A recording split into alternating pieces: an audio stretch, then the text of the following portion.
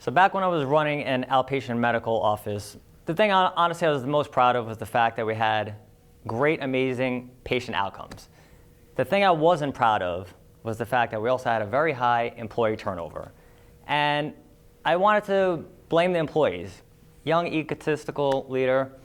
Couldn't be me because I was working 60+ hours a week thinking that hours equal leadership.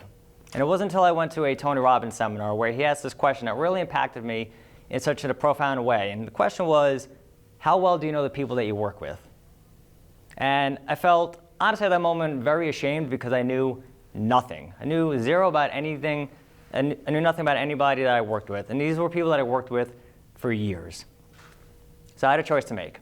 I could either let the shame destroy me, or I could do what the best leaders do and actually improve my skills. Because honestly, the question I asked myself is there something actually wrong with me?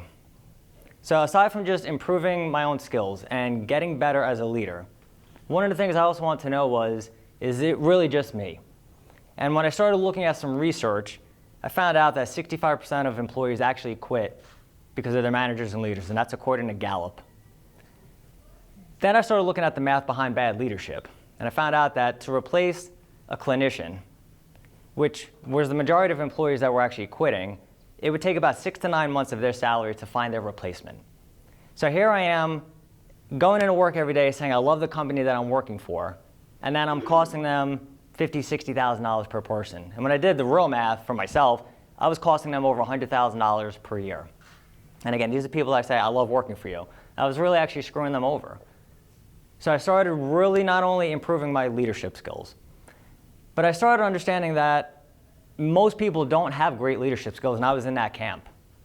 And I didn't get trained on it, so therefore I decided to actually take some action and start developing some training for the people that I worked with. And I started really making it imperative that I train the next generation of leaders, the next generation of directors that help grow the company even further and help keep delivering great patient outcomes.